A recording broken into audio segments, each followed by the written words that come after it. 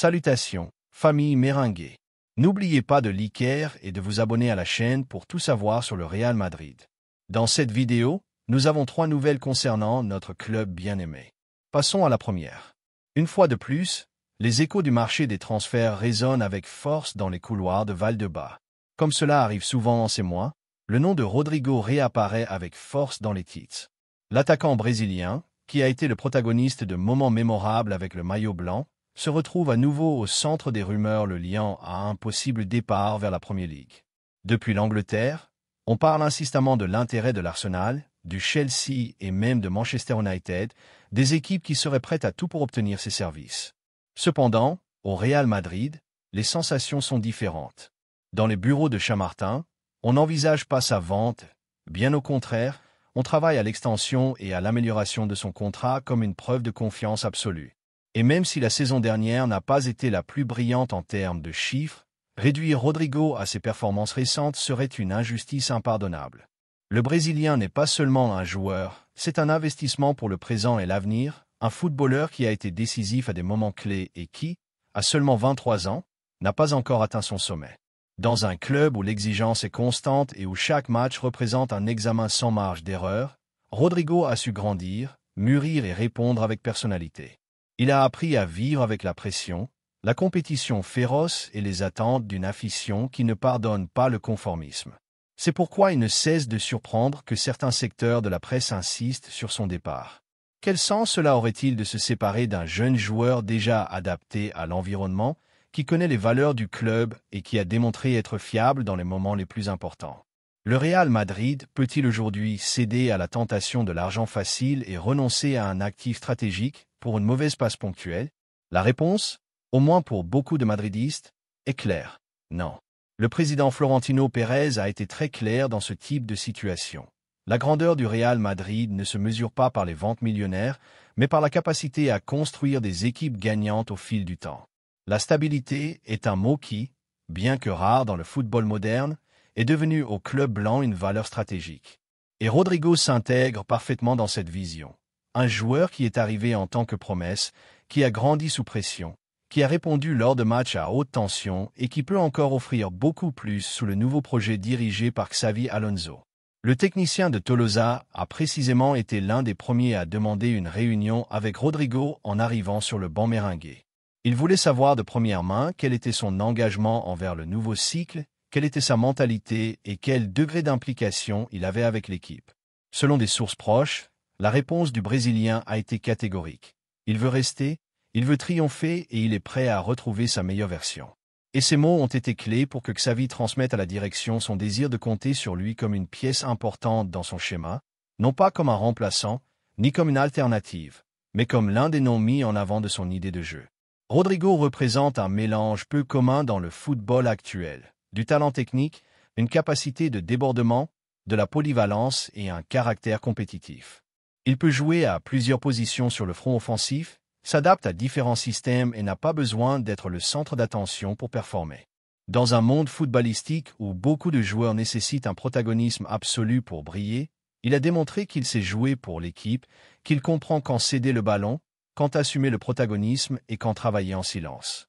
De plus, nous ne pouvons pas oublier que son impact lors des nuits européennes a été décisif. Des matchs qui font déjà partie de l'histoire récente du club ont porté sa signature à des moments clés. Débuts décisifs, des passes décisives impossibles, des apparitions salvatrices. Sa capacité à apparaître dans l'élite quand on a le plus besoin de lui est une qualité qui ne peut pas être sous-estimée.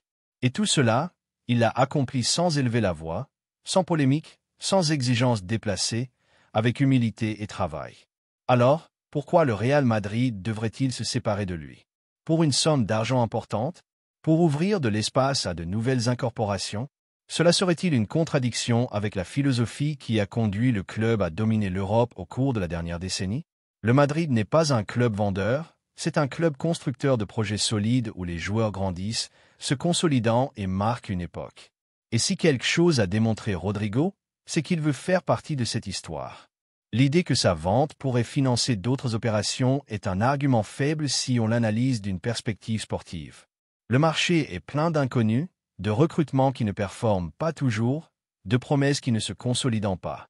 A-t-il un sens de lâcher un joueur consolidé et adapté au plus haut niveau pour tenter sa chance avec un autre qui pourrait ne pas être à la hauteur, aussi tentante que soient les chiffres présentés? La réponse devrait être non. Ces derniers jours, le club a commencé à se mouvoir pour transmettre au joueur son intention d'étendre son contrat, qui expire en 2028. L'idée est de le blinder, de reconnaître sa valeur au sein du vestiaire et d'envoyer un message clair. Rodrigo fait partie de l'avenir du Real Madrid, et c'est sans aucun doute l'une des meilleures nouvelles que nous pouvions recevoir dans ce marché estival. Car si quelque chose est nécessaire pour une équipe championne, c'est la continuité, le sentiment d'appartenance et des joueurs qui ressentent les couleurs. Et Rodrigo le fait. Il n'est pas un nouveau venu, il n'a pas besoin de s'adapter, il n'est pas là pour voir ce qui se passe.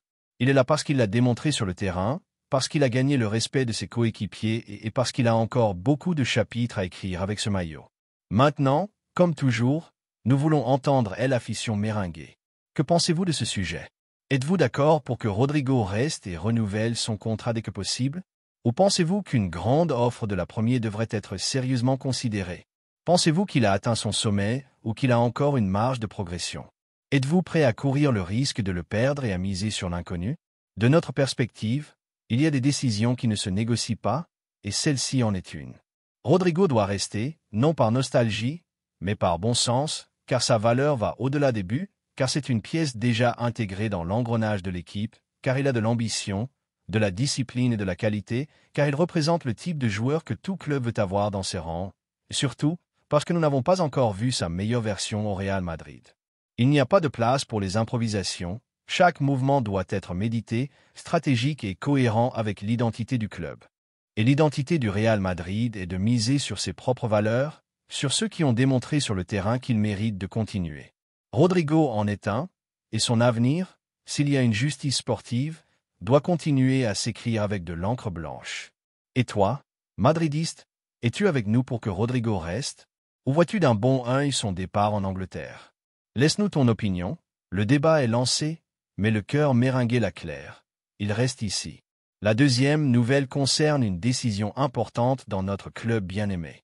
Le Real Madrid est un nouveau protagoniste sur le marché, non seulement pour son pouvoir économique, sa capacité d'attraction et sa planification impeccable, mais aussi pour la clarté avec laquelle il affronte chaque fenêtre de transfert. Cette fois, l'attention est portée sur le nom de Christian Mosquera, jeune défenseur du Valence qui a été offert au club blanc par ses représentants, générant un certain remue-ménage dans les médias, mais sans altérer la ferme posture de Florentino Pérez et son équipe dirigeante. La réponse de Chamartin a été catégorique. Mosquera n'est pas une priorité. Et cette détermination, loin d'affaiblir le club, démontre qu'à Valdebebas, on ne tombe pas dans le piège des modes ou des impulsions.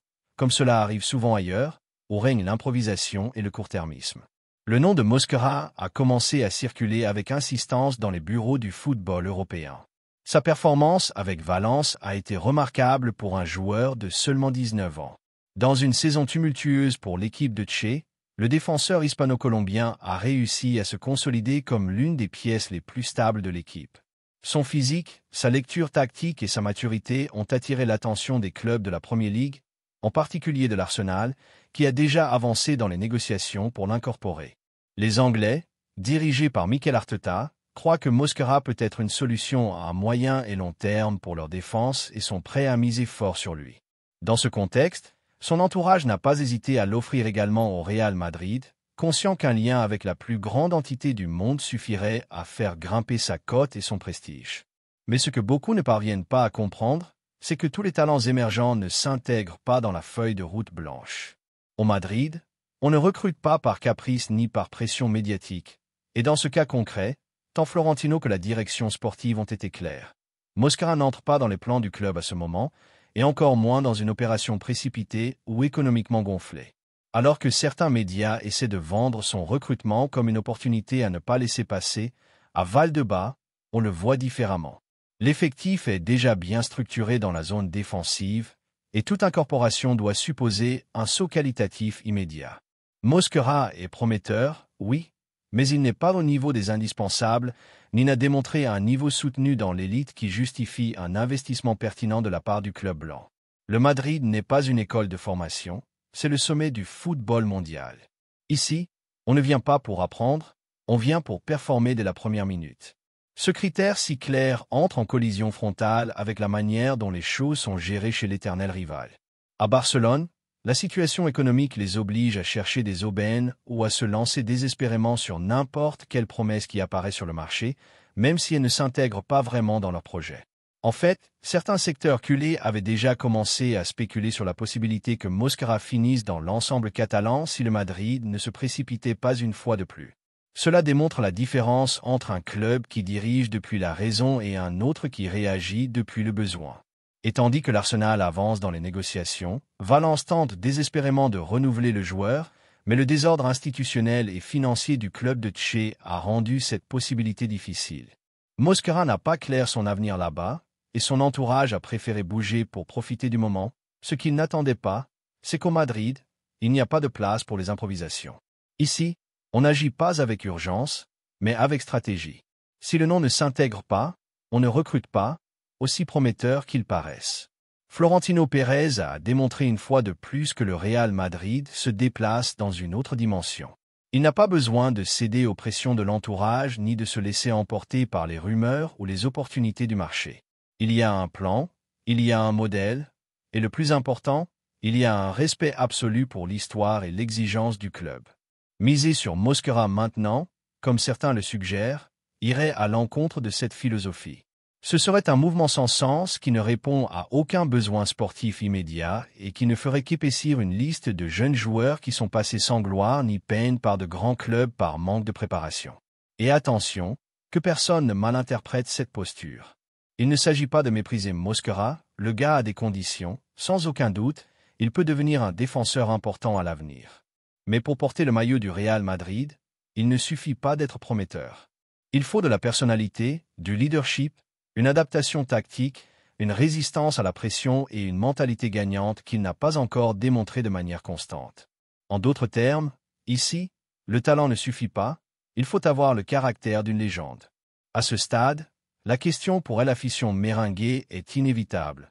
Pensez-vous vraiment que Mosquera a ce qu'il faut pour faire partie de ce projet? Croyez-vous que nous devrions faire un investissement pour un joueur encore à consolider alors qu'il y a d'autres positions avec des besoins plus clairs?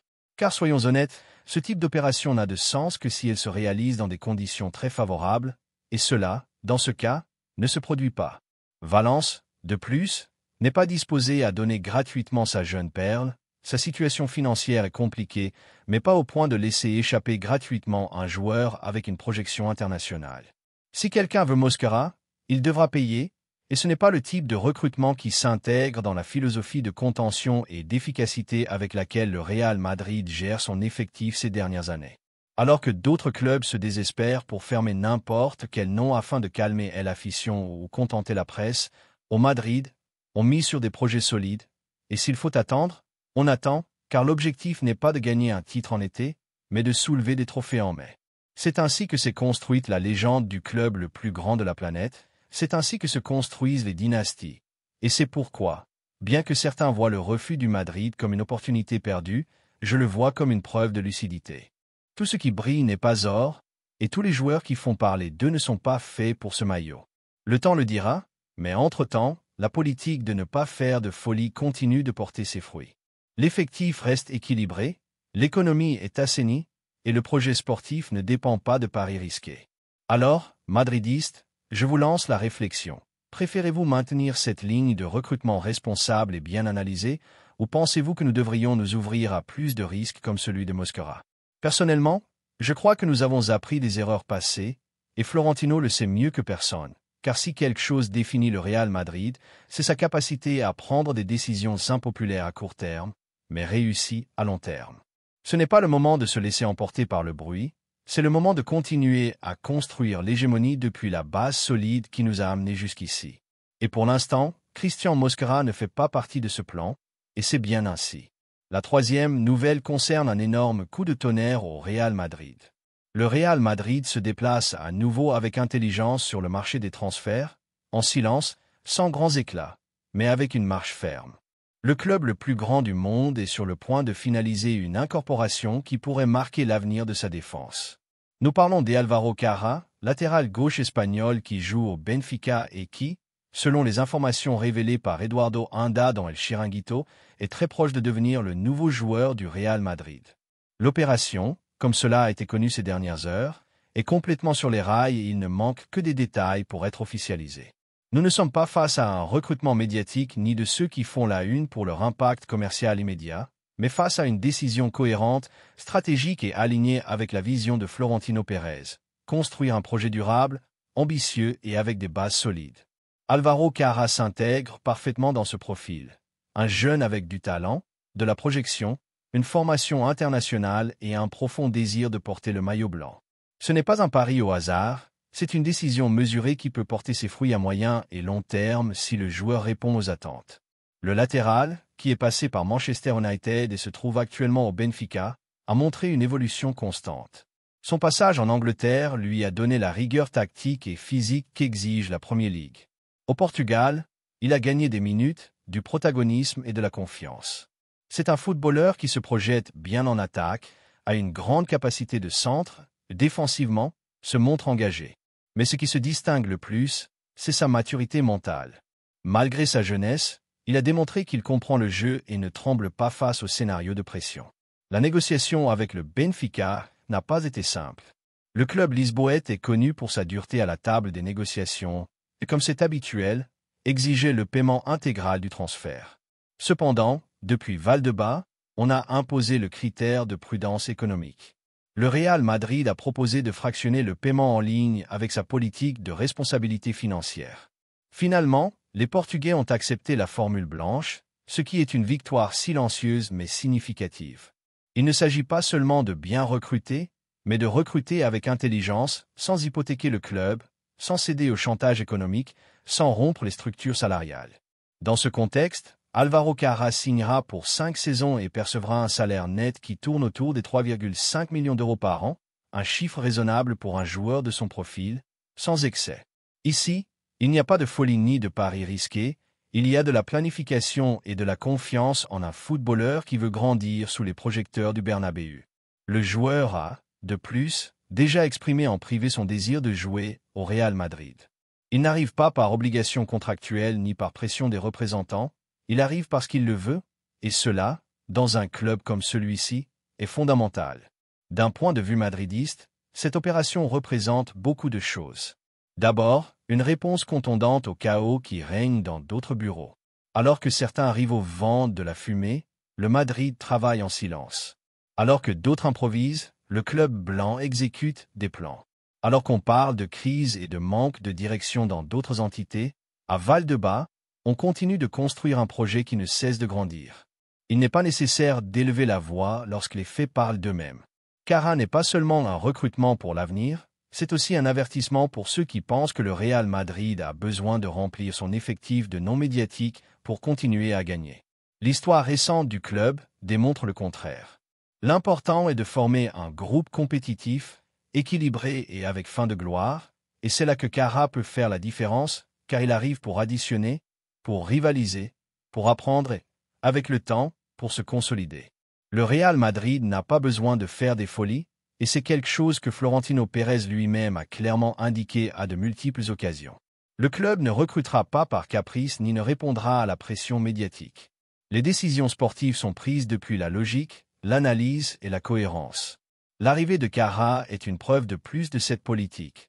Un recrutement sensé, bien négocié, qui répond à un besoin structurel et qui peut apporter des bénéfices sportifs et économiques à l'avenir. Et maintenant, chers madridistes, je vous pose une question directe. Que pensez-vous de cette incorporation? Êtes-vous d'accord pour dire qu'il s'agit d'un mouvement intelligent? Préfériez-vous un autre type de profil, peut-être plus médiatique? Ou pensez-vous que ce type d'opérations sont celles qui renforcent l'identité gagnante du club? Personnellement, je suis en faveur de ce type de décision. Tout n'est pas éclat immédiat dans le football. On gagne aussi en construisant, en polissant le talent, en misant sur des joueurs qui arrivent avec envie et avec potentiel. Álvaro Carrà est exactement cela. Un footballeur avec de la projection, de la marge de progression et avec l'attitude adéquate. Il ne vient pas pour exiger, il vient pour travailler, il ne vient pas pour occuper de l'espace, il vient pour gagner sa place. Et cela, pour moi, est une raison suffisante pour applaudir cette gestion. De plus, Nous ne pouvons pas ignorer ce que ce type de mouvement représente pour le message institutionnel du club.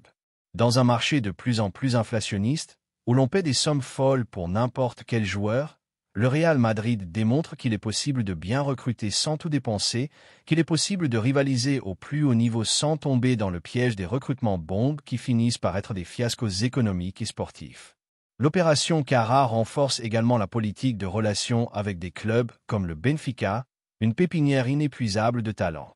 Il ne serait pas étrange que, après ce recrutement, de nouvelles voies de collaboration s'ouvrent, et cela, dans le football moderne, est vital.